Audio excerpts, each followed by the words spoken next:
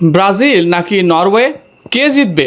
এবার এই নিয়ে ভবিষ্যৎবাণী করল জ্যোতিষী বিড়াল। তাই বিস্তারিত জানতে হলে ভিডিওটি না টেনে সম্পূর্ণ দেখুন। আর আপনি যদি আমাদের চ্যানেলে নতুন হয়ে থাকেন তাহলে এক্ষুনি সাবস্ক্রাইব করে রাখুন। আগামী 6 তারিখ বাংলাদেশ সময় রাত 2টায় মুখোমুখি হচ্ছে 5 বারের বিশ্ব চ্যাম্পিয়ন ব্রাজিল ও নরওয়ে। এই ম্যাচ নিয়ে বেশ উত্তেজনা কাজ করছে দুই দেশের ভক্ত সমর্থকদের মাঝে। ব্রাজিল রাউন্ড অফ 32-এ যেভাবে জাপানকে হারিয়ে জয় নিশ্চিত করেছে, ঠিক তেমনভাবে নরওয়েও 2-1 ব্যবধানে আইভরি কোস্টকে হারিয়ে দ্বিতীয় রাউন্ড নিশ্চিত করেছে। এই ম্যাচটা হতে যাচ্ছে শিয়ানে লড়াই। যে জয় পাবে সেই যাবে আরও এক ধাপ এগিয়ে, বিশ্বকাপ ছোঁয়ার আরও কাছে। আর হারলেই বিদায় নিতে হবে বাড়ির পথে। একদিকে 5 বারের বিশ্ব চ্যাম্পিয়ন ব্রাজিল দলে রয়েছে Neymar junior, Vinicius junior, Raphinha, অ্যান্ডিক্স ও অভিজ্ঞ কোচ কার্লো আনচেলত্তির সহ আরও বেশ কিছু প্রতিভাবান খেলোয়াড়।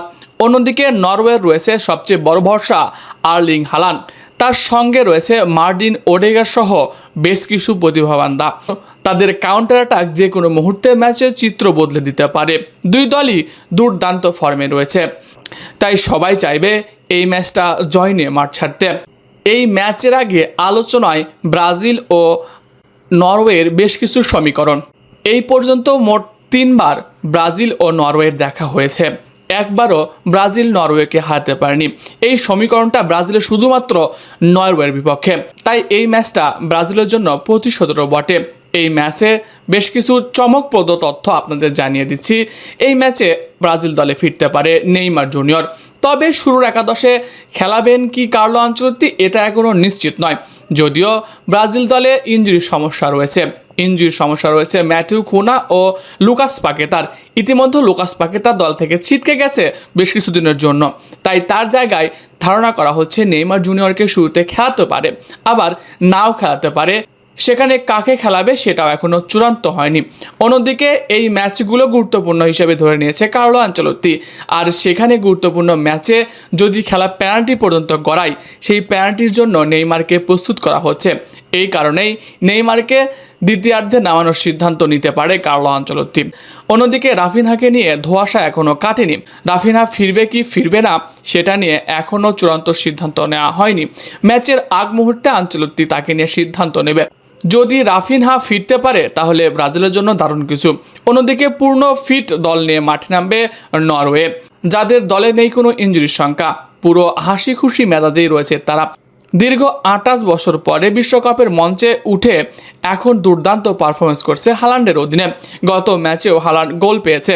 এই ম্যাচেও বড় পরীক্ষা দেওয়া লাগতে পারে ব্রাজিলের। ব্রাজিল ও নরওয়ের খেলোয়াড়দের মধ্যে এক তুমুল হাড্ডাহাড্ডির লড়াই হতে পারে। আর এই ম্যাচ দেখার অপেক্ষায় পুরো ফুটবল দুনিয়া। কেউ বলছে ব্রাজিল, কেউ বা আবার বলছে নরওয়ে, কিন্তু কেউ বলছে ব্রাজিল, কেউ বলছে নরওয়ে।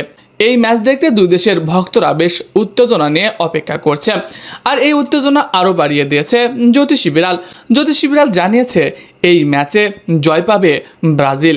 তবে আপনাদের জানিয়ে রাখি, বিড়ালের ভবিষ্যৎবাণী কখনো সঠিক হয়েছে, কখনো ভুল প্রমাণিত হয়েছে। এটি নিছক একটি মজার ভিডিও।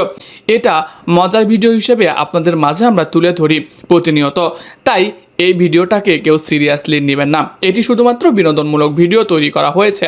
খেলার আসল ফলাফল নির্ধারণ হয় মাঠের 90 মিনিটের লড়াইয়ে। এখানে যে দল ভালো খেলবে সে দলই জয় পাবে। তাই আপনাদের কাছে বিনীত অনুরোধ, এটি আপনারা বিনোদন হিসেবে দেখবেন, এটা আপনারা অর্থনৈতিক বা সিরিয়াসলি নেবেন না। প্রিয় দর্শক, এই ম্যাচে কে জিতবে, ব্রাজিল নাকি নরওয়ে? আর আপনি কি মনে করেন, জ্যোতিষী বিড়ালের ভবিষ্যৎবাণী ঠিক হবে নাকি ইতিহাস লিখবে নরওয়ে? অবশ্যই আপনি আপনার মন্তব্য জানাবেন কমেন্ট বক্সে। এছাড়া খেলাধুলার সকল খবর সবার আগে পেতে হলে আমাদের চ্যানেলটি সাবস্ক্রাইব করতে ভুলবেন না। ধন্যবাদ সবাইকে।